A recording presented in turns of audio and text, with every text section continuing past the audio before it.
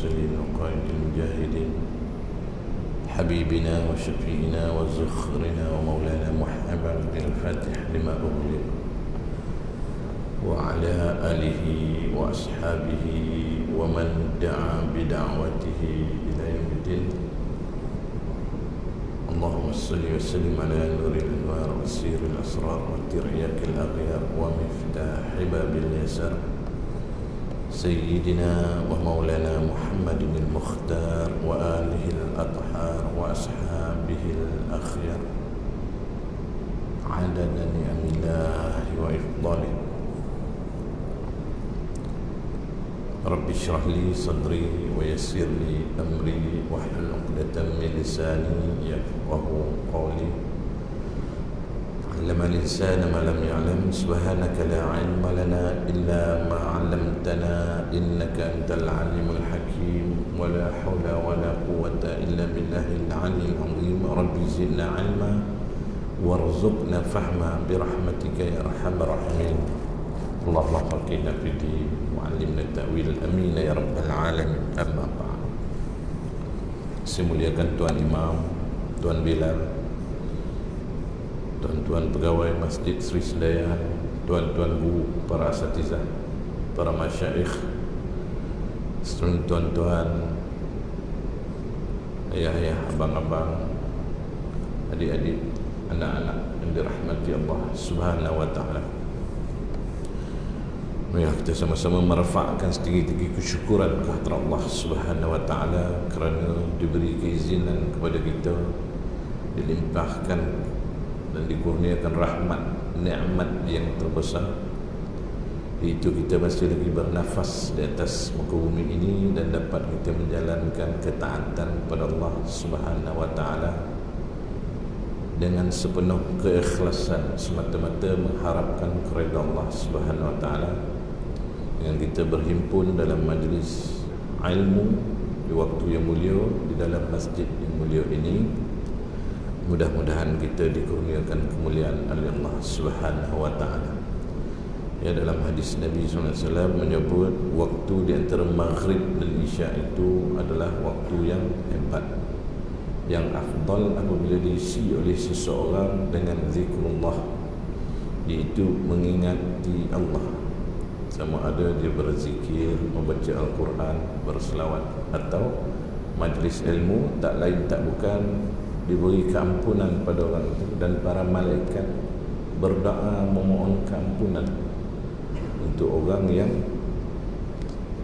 yang menjaga waktu-waktu tersebut. Itu di antara maghrib dan isya. Apalagi kalau berada dalam majlis ilmu, kerana kata Nabi SAW, sabda baginda, orang yang memudahkan satu jalan untuk menuntut ilmu, walau satu bab, maka Allah Ta'ala memudahkan baginya jalan-jalan ke syurga. Amin ya rabbal alamin. Jadi tuan, sebelum kita mulakan majlis kita pada malam ini, bacaan kitab kita, marilah sama-sama kita berniat baca niat i'tikaf, kemudian kita baca umur kitab dan kita selawat 10 kali. Bismillahirrahmanirrahim. Nawaitul i'tikaf fi hadzal masjid lillahi ta'ala. Bismillahirrahmanirrahim. Alhamdulillahi rabbil alamin, arrahmanirrahim, maliki yaumiddin. Iyyaka na'budu wa iyyaka nasta'in. Ihdinas siratal mustaqim. Siratal ladzina an'amta 'alaihim ghairil maghdubi 'alaihim waladdallin. Amin. Bismillahirrahmanirrahim. Allahumma salli ala sayyidina Muhammad wa ala alihi wa sahbihi wa barik wasallim. Allahumma salli ala sayyidina Muhammad wa ala alihi wa sahbihi wa barik wasallim. Allahumma salli ala sayyidina Muhammad wa ala alihi wa sahbihi wa barik wasallim. Allahumma salli ala sayyidina Muhammad wa ala alihi wa sahbihi wa barik wasallim. Allahumma salli ala sayyidina Muhammad wa ala alihi wa sahbihi wa barik wasallim. اللهم صل على سيدنا محمد وعلى آله وصحبه وبارك وسلم. اللهم صل على سيدنا محمد وعلى آله وصحبه وبارك وسلم. اللهم صل على سيدنا محمد وعلى آله وصحبه وبارك وسلم. اللهم صل على سيدنا محمد وعلى آله وصحبه وبارك وسلم. اللهم صل على سيدنا محمد وعلى آله وصحبه وبارك وسلم. Walhamdulillahi Rabbil Alamin. Tak maaf, saya minum sikit dulu.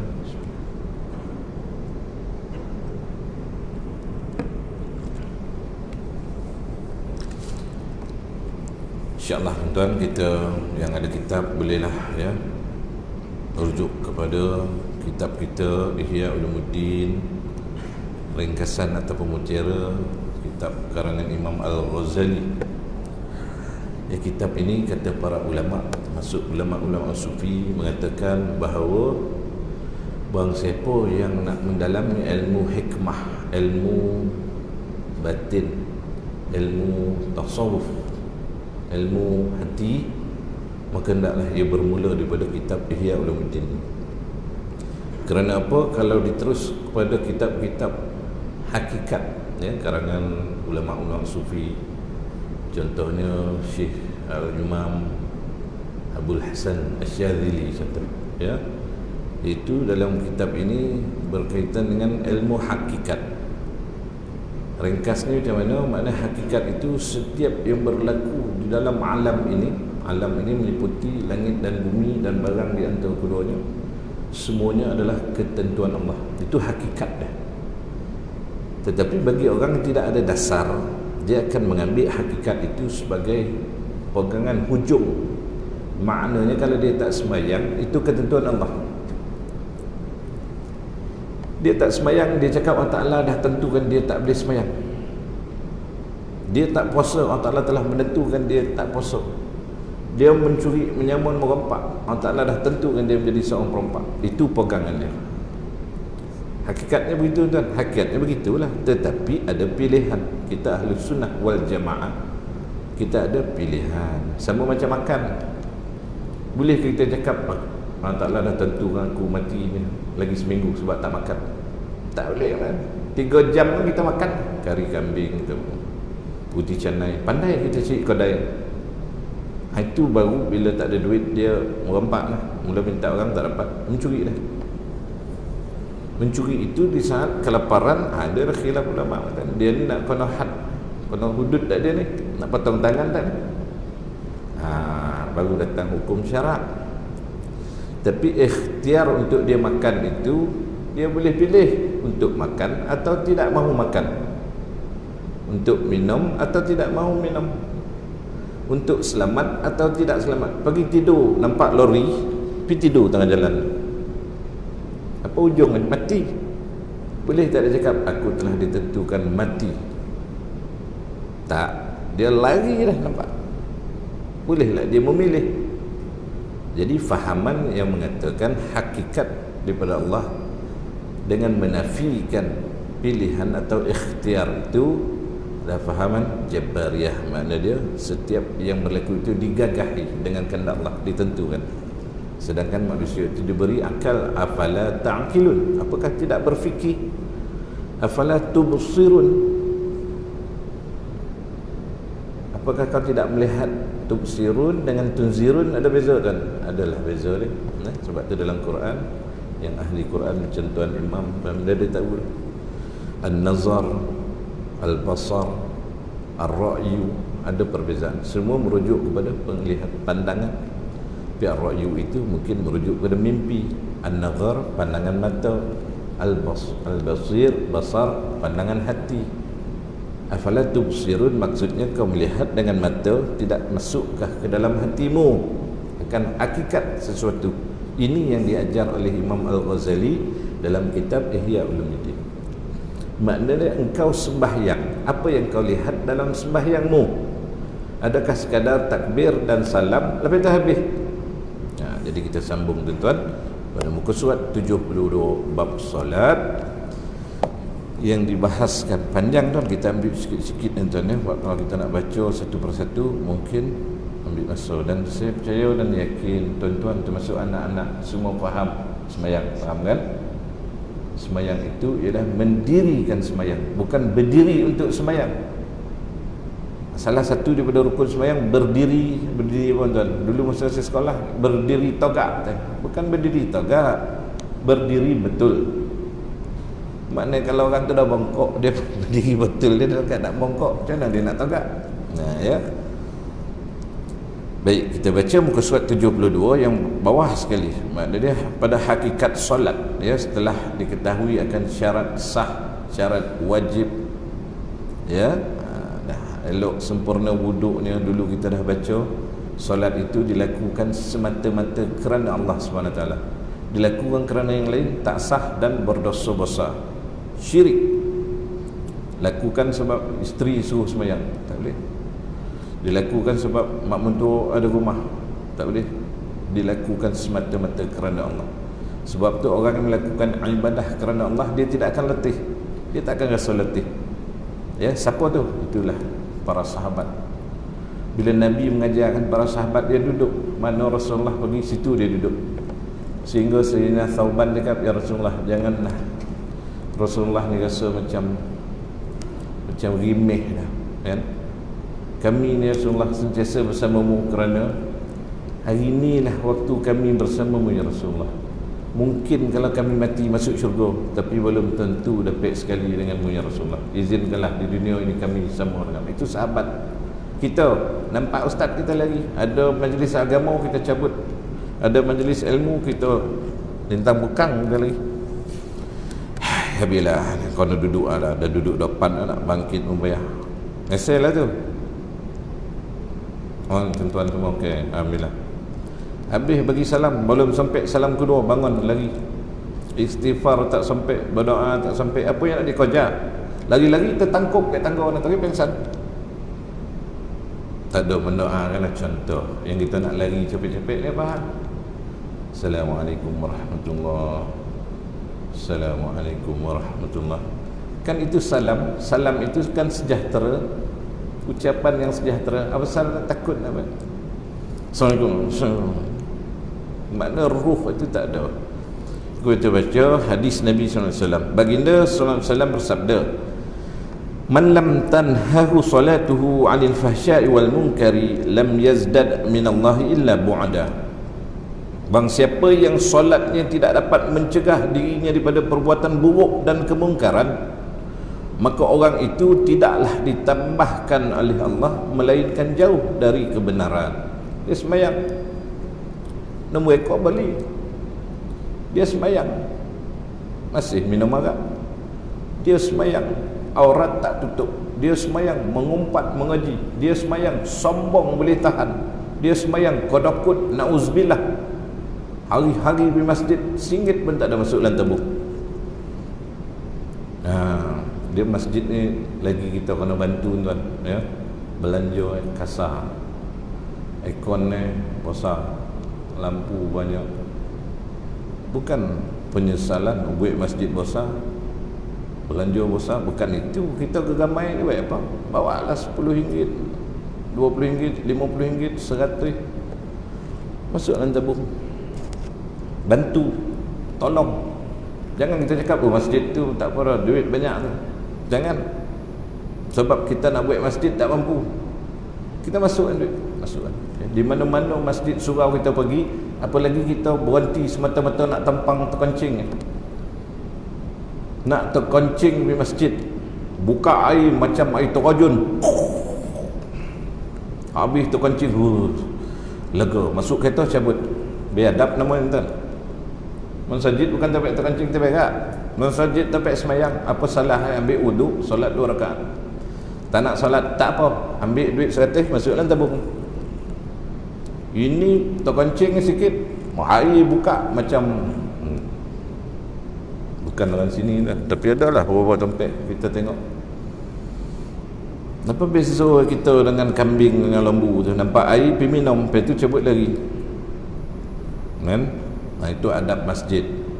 Pergilah cari petrol pump, sebab masjid ni tempat mulia. Memang dia ada tandas tempat buang air. Pergi jauh nak ke masjid lah, nak cepat ambil wuduk, kan? Pakai air bergagak-gagak. Tapi kalau tabung dekat, masukkan duit dalam tabung. Sama macam kita pergi kenduri kahwin tuan-tuan, kita bawa satu bas mini keluarga kita, makan ku semangat, 5 kilo daging habis, mangkeh RM7, duit RM1 tu masuklah envelope. Tuan rumah rasa, padat. Mana yang bagi envelope tuan rumah tulis nama dia tu, itu 50 ke atas dah. Kan dulu kita dapat kat jemputan kan, Ustaz Zul dah ambil balik dia punya envelope tu, masukkan duit. Kalau itu bagi balik pada tuan rumah, itu 50, 100 atau 500. Dia nak orang tuan rumah tu tahu. 100 bagi. Tapi kalau RM7, selamat Hari Raya daripada Petronas, masuk RM7. Tak nak dia tahu dah. Pasal tuan rumah aku ada nama, RM7. Tapi makan terus, aku semangat terus. Parut, rabung, talur. Sampai tu tak habis lah tu. Bawa 1 gerabak. Dah hari ni tak payah masak, jom ayah berilah 100 tuan rumah. Bukan dia minta ganti, kita sesama. Sebab tu adab tu dah hilang, roh kasih sayang, mahabbah tu dah tak ada. Orang dulu tak.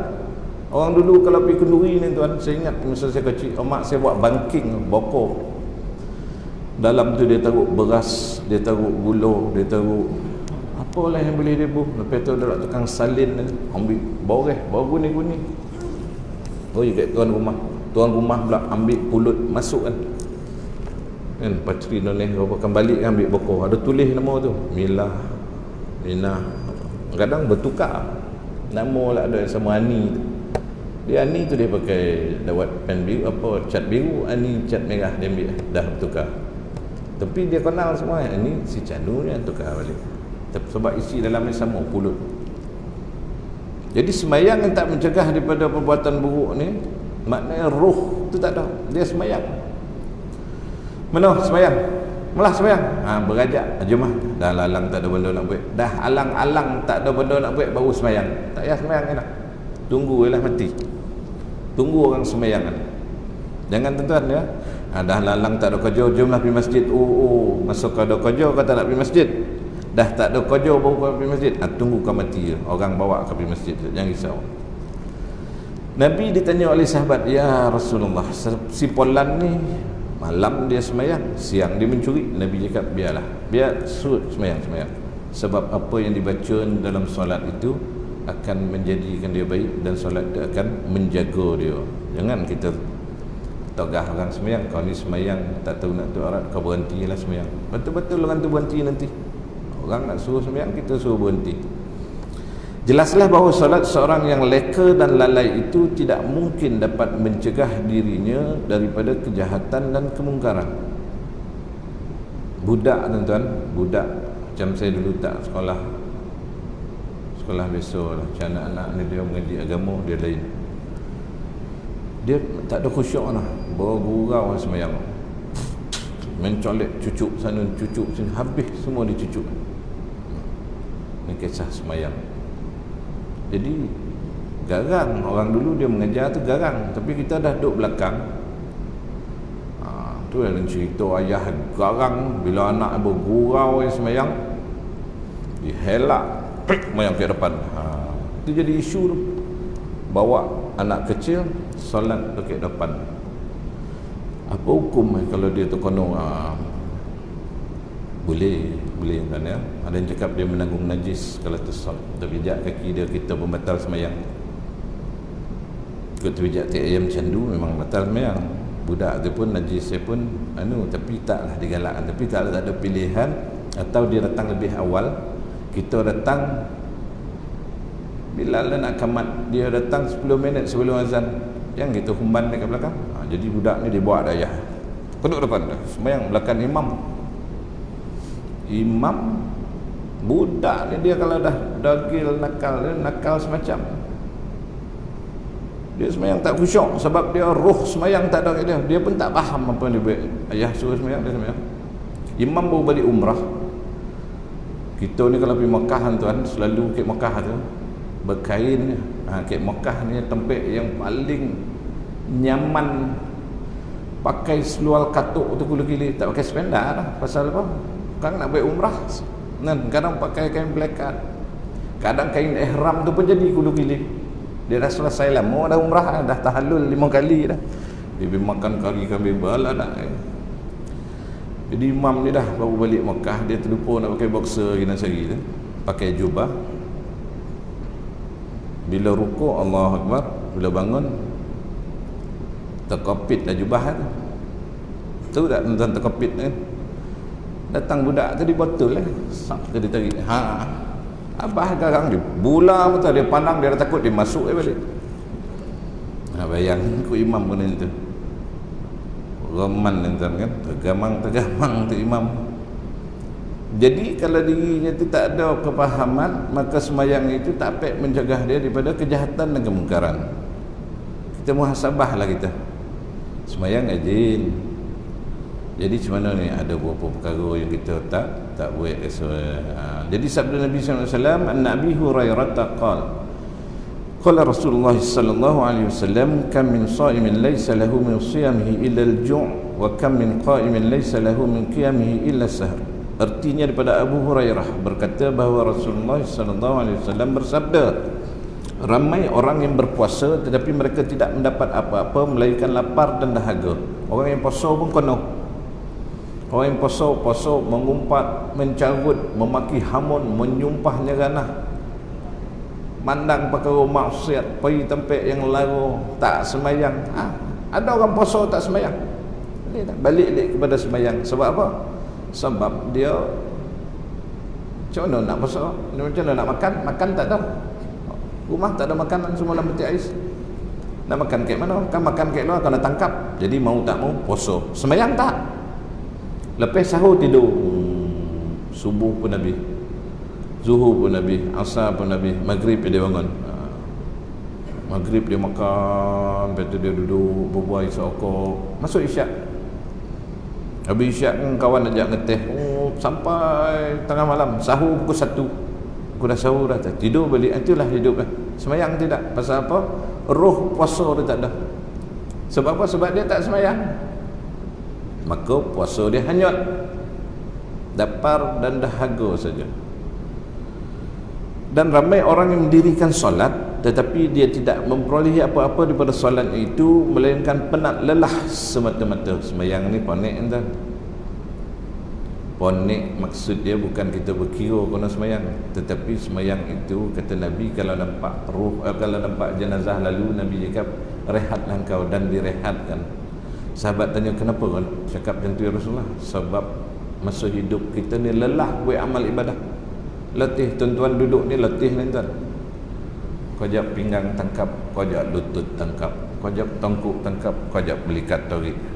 Nak bongkar tak boleh. Ustaz dah kebahan tadi, jangan nak bongkar, duduk elok, jangan lari tu. Tapi tak bongkar kan macam nak bongkar. Jadi macam mana tu? Melelahkan kan? Itu belum lagi qiyamul lail malam. Pukul 3 pagi, Allah. Tahu ke bah bing dah. Tak lalap. Baru nak angkat takbir dah lalap. Sebab tu kita jarang buat solat tasbih. Solat tasbih tu panjang. Subhanallah, alhamdulillah. Baca, bila sujud baca tahu lalap. Jarang. Ramai yang bangun qiyamul lail pergi buat tasbih kan kadang jarang, kan? Lepas tahajud, solat hajat tak tinggal dah. Sebab banyak hajat yang nak diminta. Buatlah solat taubat dan ya, kalau bangun, kalau dah berwitir sebelum tidur, ada 2 kaedah yang saya jumpa. Yang pertama, teruskan sembahyang tanpa witir. Mana tahu ya sembahyang tahajud taubat tak payah witir. Yang kedua, buka dulu witir tu dengan 1 rakaat. Kita dah bangun pukul 3 pagi ke 4, ambil wuduk, kita solat witir dulu. Apa-apa soli sunatul witri rakaatan lillahi ta'ala Allah. Tadi sebelum kita tidur kita dah sembahyang 1 atau 3 kan. Jadi bila kita bangun balik, kita buka, dia jadi 4. Dia dah tak witir, dia tak ganjil lagi lah, dia dah jadi genap. Ya, sebab sebelum tidur ni kita dah 1, bila kita buka dia dah jadi 2. Baru kita solat. Kita solat taubat, mula kita solat sunat wuduk, lepas tu solat sunat taubat, lepas tu tahajud, lepas tu hajat, lepas tu istikharah. Buatlah apa? Tutup balik yang terakhir dengan 1. Jadi sebelumnya 4 campur 1 5, sebelumnya 3 campur 1, sebelumnya 2 campur 1 3. Dia akan jadi witir balik. Jadi saya memilih kaedah buka dulu tu lah. Buka 1, lepas tu kan tutup lagi 1. Tetap kira witir. Kalau ganjil tak jadi dia ya. Jadi melelahkan sembahyang. ibadah kerana apa? Kerana Allah. Kerana-Mu ya Allah, aku rela apa saja. Dia macam tu. Sebab tu sahabat dia tak ada letih. Sahabat ni siapa tuan? Orang yang hidup pada zaman Nabi SAW, berjumpa dengan Nabi, beriman dengan Allah dan Rasul sehingga akhir hayat dia. Itu sahabat. Mana yang murtad, yang keluar balik, itu tak dikira sahabat. Sahabat apa yang Nabi suruh dia buat? Cuba nak ikut Rasulullah qiyamul lail, bangun tahajud, tak mampu. Rasulullah panjang baca Al-Baqarah, Ali Imran, 1 rakaat. Sahabat nunggu, menggigil lagi. Nabi cakap, sembahyanglah kat rumah, buatlah mampu kamu, lakukan ibadah itu semampu kamu. Ini yang kita mampu. Sebab tu kalau boleh hari-hari waktu maghrib dan isyak jangan disisiorkan. Jangan duduk bawah pokok mangga berburak sambil minum kopi O, sambil mengisap rokok suria coklat. Jangan. Bukan kat sini, yang dalam semua tak isap rokok. Mungkin kalau dengan kawan kita di luar, kita nasihat aja. Waktu maghrib anak-anak pesan duduk dekat, jangan tengok TV, jangan tengok cerita mengarut. Tutup semua TV itu, tutup dengan kain langsi itu, selimut TV itu waktu maghrib dan isyak. Baca Quran, zikir, baca kitab hadis. Kalau datang masjid ni lagi baik, selamat. Sebab kat rumah ni tak berapa nak selamat. Dia ajak makan lomang lah, dia ajak makan kundang lah, dia ajak adalah kan rumah kita dia nak macam-macam. Misalnya picit pula, oh kita undangan kena picit, tahu sadaqallahul azim, tutup Quran. Jadi kod duduk kat masjid ni selamat. Lagipun duduk dah jarak-jarak, nak berburak pun payah. Alhamdulillah tuan, ada hikmah penjarakan sosial. Dulu sama kuat dengan imam baca khutbah, ya ma'asyaral muslimin, dia pun kat belakang, habis kau tidak, sama kuat dengan imam. Kita pun tak tahu apa mazhab. Semua mazhab sama sepakat. Nabi dah cakap, siapa yang berkata kepada sahabat, walaupun suruh diam, faqad laghat, habis pada Jumaat. Maknanya bukan mazhab, tahap pegangan hidup.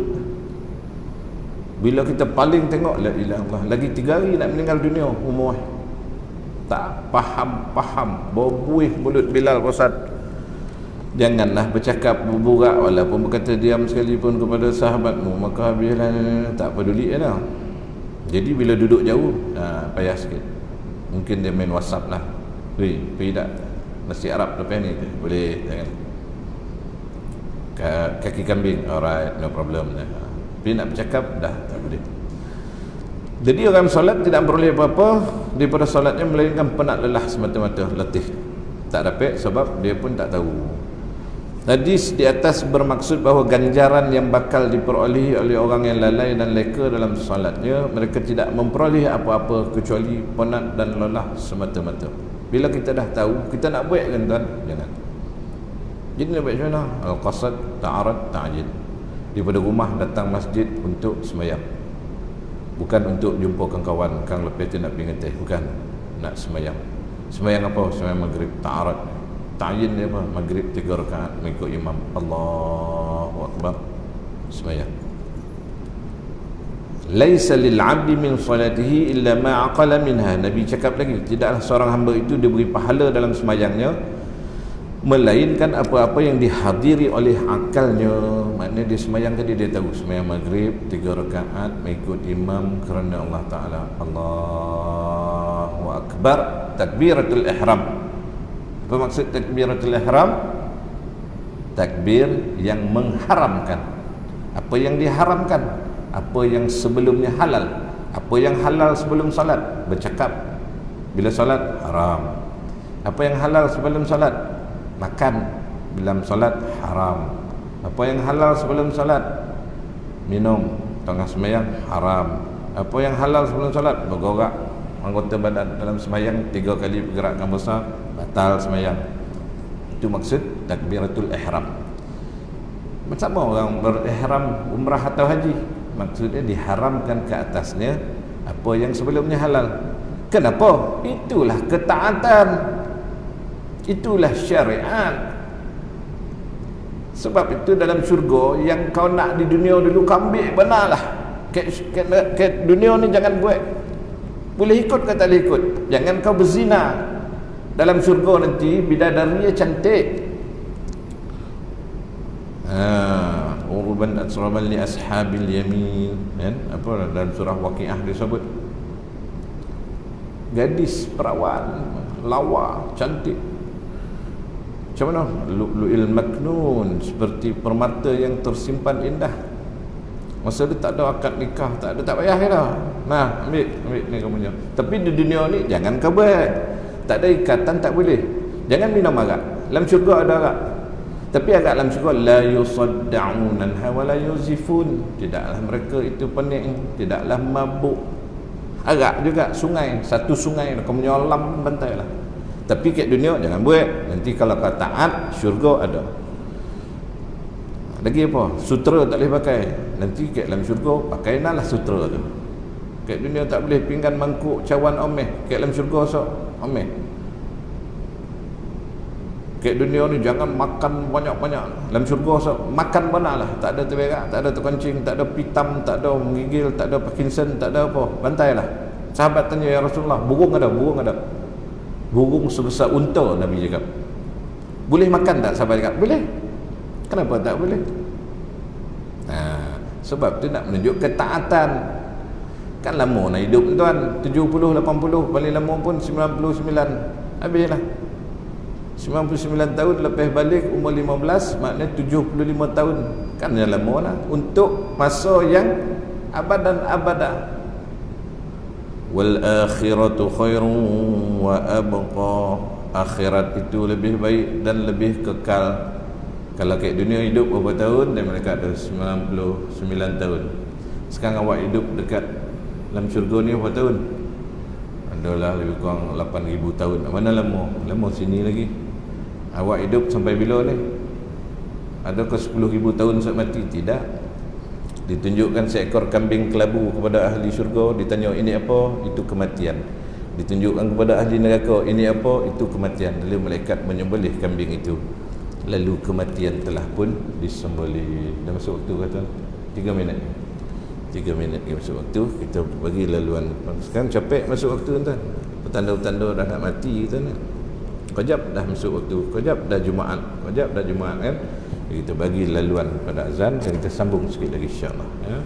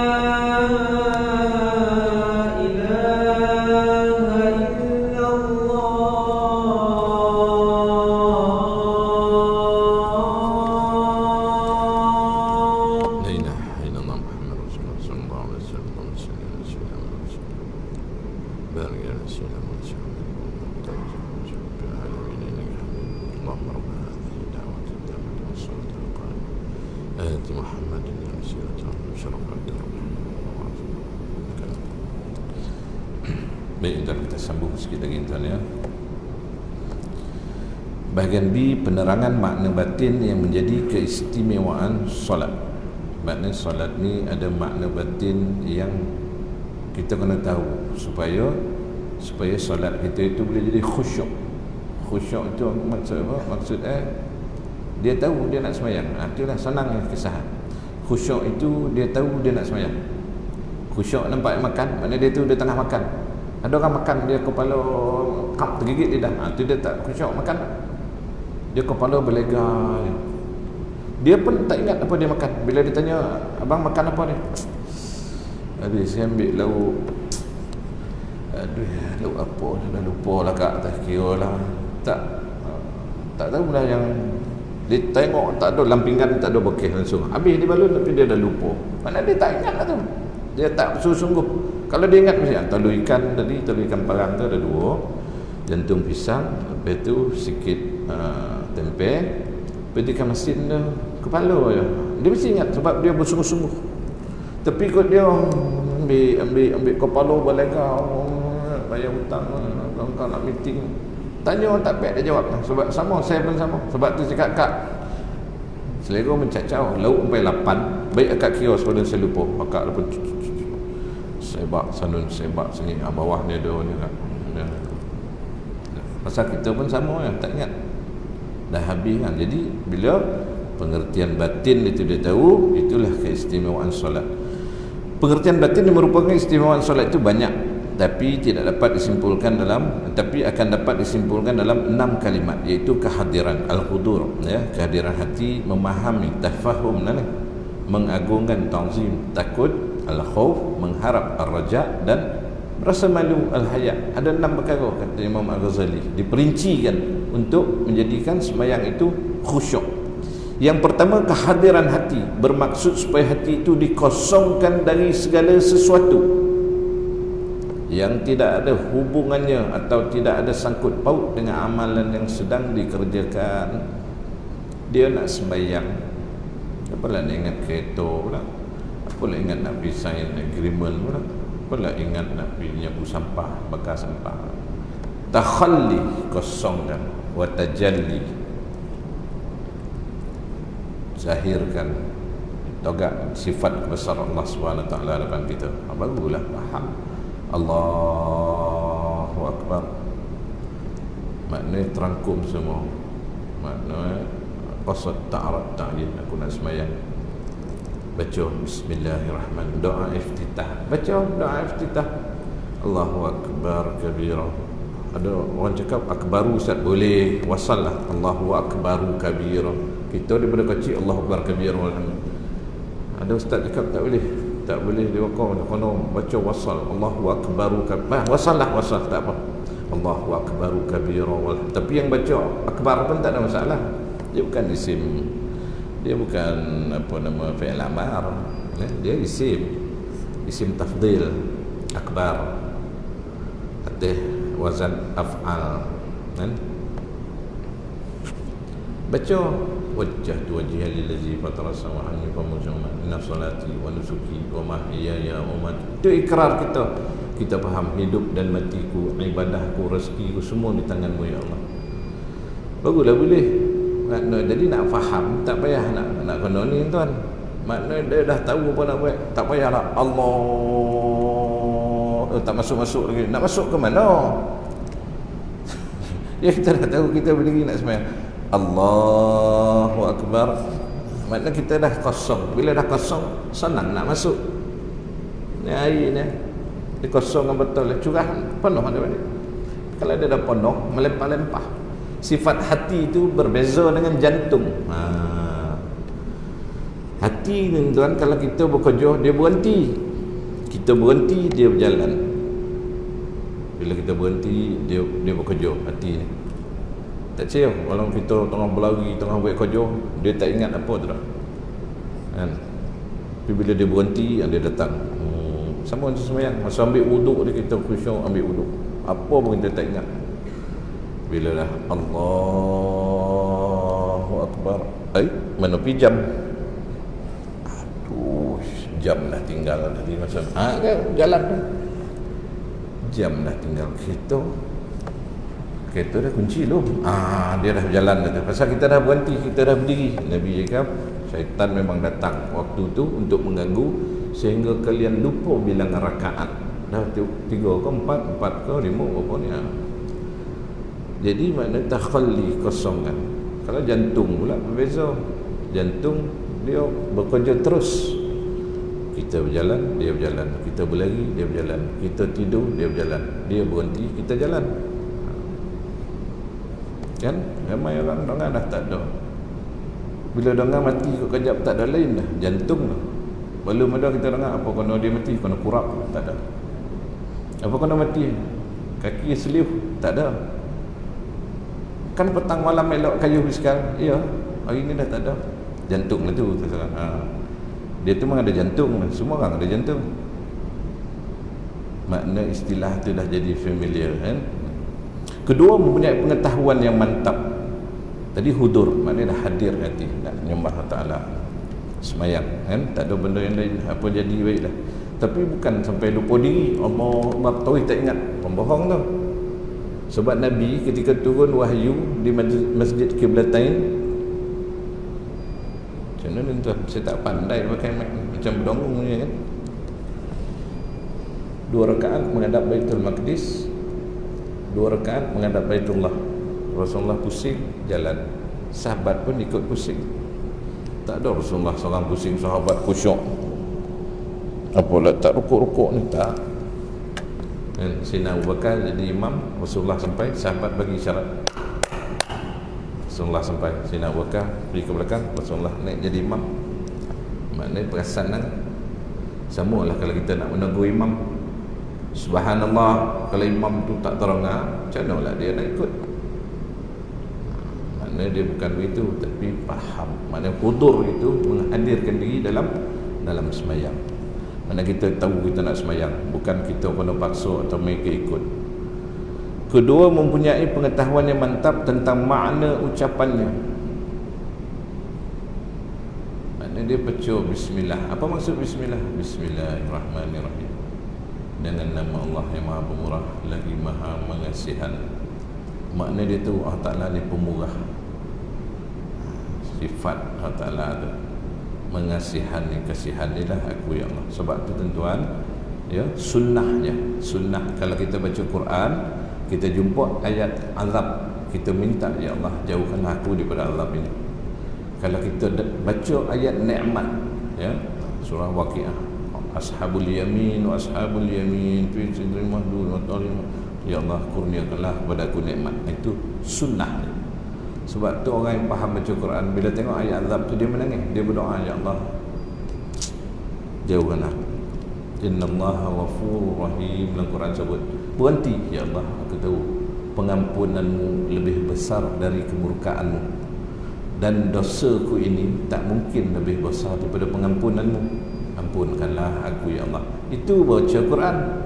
Ini baca Quran sadaqallah lazim, apa pun tak tahu.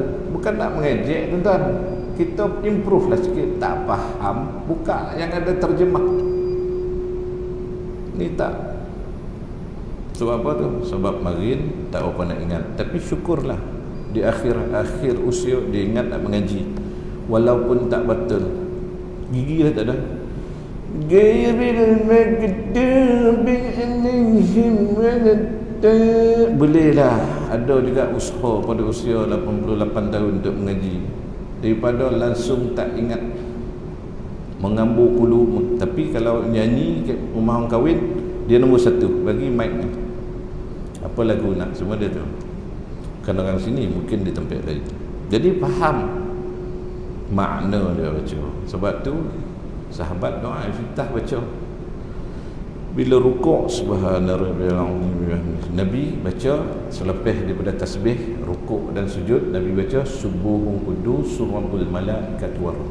Ya, itu Rasulullah punya amalan. Jadi kita nak ikut sunnah, kita boleh baca tuan. Lepas baca tasbih, bacalah subuhun qudus rabbul malaikat war. Bacalah sekali ke 3 kali ke. Sebab tu imam kena sedang-sedang, jangan terlalu laju, jangan terlalu lama. Imam sujud 11 minit, tertuntung darah kat kepala, tahu kau bah makmum belum. Tak boleh, dia sedang-sedang, jangan terlalu laju. Kadang-kadang makmum ni dia nak baca, dia dah mengaji ni, dia baca semua Allah, itu lama mana tu. Imam takkan nak tunggu, imam dah baca. Jadi sedang-sedang Allahu Akbar, Allahu Akbar kabir, alhamdulillah, Allahu Akbar, imam tahir rukuk, Allahu Akbar, baru nak memahami maksud dia. Dah. Bismillahirrahmanirrahim. Jadi imam bagi can, ya. Sebab kita yang orang yang sungguh-sungguh semayang, solat sunat dengan solat fardu sama kualiti. Jangan solat fardu, solat sunat tak boleh, nama pun semayang, ya. Sebab yang sunat itu akan cover yang fardu kita yang rusak. Jadi yang kedua, faham. Yang ketiga, mengagungkan di sebalik kehadiran hati dan pengertian makna adalah sebagai tambahan daripada makna mengagung Allah SWT. Bila kita faham tadi, ihdinas siratal maliki yaumiddin, engkaulah Tuhan yang berkuasa raja pada hari kiamat nanti, ya Allah tolonglah aku, ya Allah. Dia macam tu, ihdinas siratal mustaqim, ya Allah tunjukkanlah aku jalan yang lurus. Jalan lurus ni jalan ke mana? Jalan Senayan ke KLIA ke Kualiti Alam ke Semandu tak? Siratal ladzina an'amta alaihim, orang yang telah kau beri nikmat. Siapa? Minan nabiyyin wasiddiqin wasyuhada wasalihin, di para nabi, orang-orang yang benar, para sahabat, orang yang mati syahid menegakkan agamamu, dan orang-orang yang soleh. Ghairil maghdubi alaihim, bukan orang yang kau murka. Siapa? Orang Yahudi. Waladhdallin, dan bukan orang yang sesat. Siapa? Nasrani, al-Yahud wan Nasara. Satu sesat, satu kena murka, dua-dua tak boleh pakai. Jadi kita tak nak, jauhkanlah tu. Yang baru kita faham, baru kita tak ikut. Ini semayang perangai macam Yahudi, mendongki orang, mengganggu gugat hidup orang. Semayang pasal apa? Tak ada faham. Jadi bila mengagung Allah, datanglah hal yang keempat, takut, melebihi daripada mengagungkan, iaitu takut kepada Allah Subhanahu Wa Taala. Dan dia semayang, dia takut, ya Allah aku takut padamu, ya Allah semayang aku ni wallahu alam, janganlah tak terima, ya Allah tolonglah, ya Allah. Yang kelima, mengharapkan, itu tamak kepada pahala yang akan dikurniakan Allah. Mana jadi dia semayang ni tak ada tidak pahala, tapi aku baik sungguh. Allahumma rukuk, sujud, i'tidal, ya, tamak-ninah semua cukup, ya. Habis ada orang alim dia semayang laju, itu kita jangan pertikaikan. Kita jangan tengok orang semayang, kita buat dia nampak laju tapi hati dia cukup. Macam orang masak, main campak-campak tapi sedap. Kita masak bersukat, bertimbang tak sedap. Apa hal ni? Tengok mak kita daripada jauh, dia balik masuk ikan, pakai sudut panjang, terus ke meja makan. Makan 3 pinggan kita habis. Kita macam ni lah, nak goreng kan, ambil ikan meja, tutup, tengok jam, pakai dip apa, fryer apa benda tu, tak sedap, mau ikan. Jangan kita beza kan, ya. Tuan guru kita tengok, oh copek semayang tuan guru, aku pun nak buat yang tu. Tak boleh. Kita dia. Dan yang keenam ialah malu yang timbul disebab merasa bahawa dirinya serba kekurangan dan tidak sempurna dalam mengerjakan segala perintah Allah. Dia merasakan bahawa masih ada dosa-dosa dalam dirinya. Ini tuan-tuan kalau bangun tahajud, tuan-tuan boleh praktikkan. Malu, keluar air mata, boleh mudah keluar air mata. Sebab apa? Bila kita malu ni, kita akan rasa hina, kita akan rasa sedih, kita akan rasa tak berguna. Bukan kita rasa hebat. Bila kita bangun tahajud, Allahu Akbar, salat sunat taubat kan, bila kita berdiri, kita bayangkan, ya Allah aku ni tak layak bangun tahajud. Aku bukannya wali, bukannya guru, bukannya orang baik, bukan orang soleh, bukan orang tapi kau izinkan aku untuk bangun tengah malam. Ini bukan level aku. Malu, barulah boleh keluar air mata. Ya Allah, ampunkanlah aku, ya Allah aku ni, ya Allah baru nak belajar bangun malam. Ini tak bangun dah sekali, action dah 10 tahun. Aku tahajud, yalah alhamdulillah lah, memang Allah Ta'ala kajut ni, kata la ilah, itu pun sakit perut, tak boleh nak tidur. Jangan action rasa macam dia lah wali besar. Tak payah dah salam tahajud boleh, tapi dikhawatiri kalau berlaku riak. Sebab tu kata ulama sufi, lebih baiklah kau menangis di rumahmu, kerana tangisan di hadapan orang tu takut kalau timbul riak. Boleh, tak apa. Sahabat menangis. Sayyidina Umar datang tengok Rasulullah dengan Sayyidina Abu Bakar menangis. Sayyidina Umar menangis. Rasulullah tanya, "Ya Umar, kenapa kau menangis?" "Tak payah tahu sebab ya Rasulullah, aku tengok kau dengan Sayyidina Abu Bakar menangis, aku pun ikut menangislah." Itu sahabat. Kita tengok orang menangis, kita tengok apa masalah, tak ada duit ke, orang tu baru nak khusyuk. Sebab tu saya kalau pergi Mekah tuan buat jemaah, saya pesan dengan jemaah, kalau nak berdoa depan Kaabah tu, kalau tak keluar air mata, buat-buat menangis. Itulah tempat yang paling kita rindu. Hari-hari kita menghadap dekat sini. Ni Kaabah dekat belakang sana, arah barat kan. Hari itu kita sampai depan Kaabah, tak keluar juga air mata. Macam mana nak keluar air mata? Berdoalah dalam bahasa yang kita faham. Ini dah tafahum tadi. Ya Allah, ya Tuhanku, aku datang dari tempat yang jauh, membawa dosa yang banyak, ya Allah.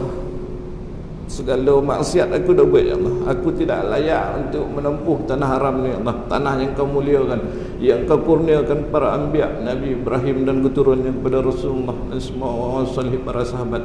Tapi hari ini aku berada di sini, ya Allah. Ampunkanlah segala dosa. Barulah keluar air mata. Ini baca doa bahasa Arab. Dia tak tahu bahasa Arab. Sayyidina Umar cakap, "Ta'allamul lughatil arabiyyah fa innaha min dinikum." Belajarlah bahasa Arab kerana ia sebahagian daripada agama kamu. Habis ustaz pandai lah bahasa Arab ni? Tak pandai lah, sikit-sikit dia belajar pun kan ya. Saya tak pernah pergi negara Arab belajar. Kawan-kawan kan mainlah pergi Mesir, Jordan, Maghribi. Kita belajarlah sikit-sikit. Boleh lah sikit-sikit. Baca doa bahasa Arab tak faham, mana nak menangis. Jadi baca bahasa kita, saya kata. Duduk mana-mana sudut. Ya Allah, Tuhanku, terlalu banyak dosa kepada mak ayah aku, ya Allah. Ampunkanlah keduanya. Hari ini aku tebus segala kesalahan mereka di hadapan, ya Allah. Aku tebus dengan jiwa dan raga. Barulah kita boleh menangis. Tapi jangan duduk sebelah orang Melayu. Ya Allah, aku dah curi kau bau 18 ekor kambing, 2 roban, ya Allah. Aku tak tahulah tu. Lah kau curi kambing nanti. Rupa orang kampung.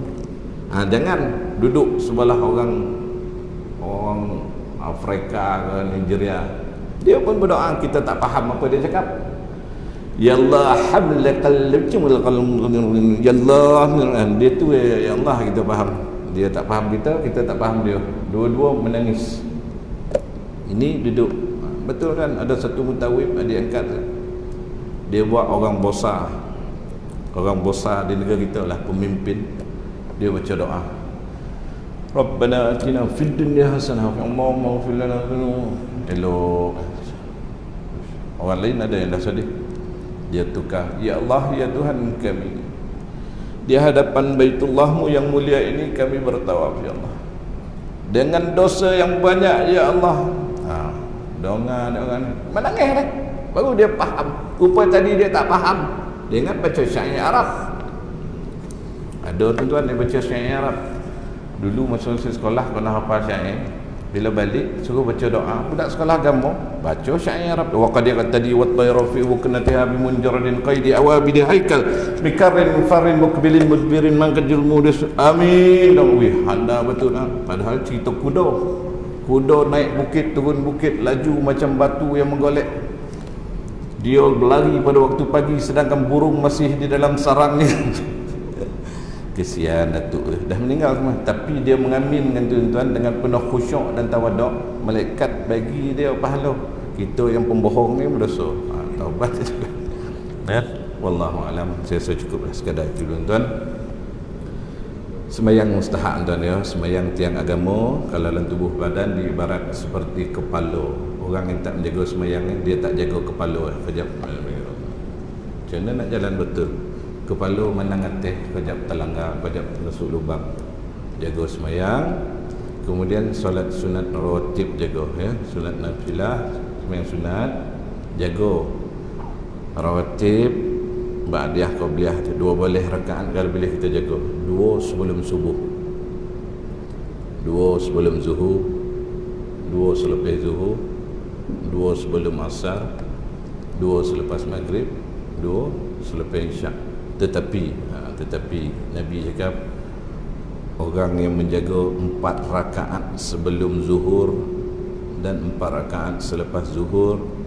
Allah Ta'ala jauhkan dia daripada api neraka. Satu. Yang kedua, hadis Nabi, orang yang melazimi 4 rakaat sebelum asar, Allah Ta'ala jauhkan dirinya daripada api neraka. Ya, itu kita kalau datang masjid kena awal lah, sebab sekarang 10 minit lepas masuk waktu Bilal dah qamat kan, jadi awal. Habis ya Bilal azan, kita buat 4 rakaat sebelum asar, ya, kita azam 2 rakaat sebelum subuh tu, pahala dia langit dan bumi dan barang antara keduanya. Kemudian orang yang solat 4 rakaat selepas isyak, seolah-olah solat pada malam Lailatul Qadar. Malam Lailatul Qadar lebih baik daripada 1000 bulan.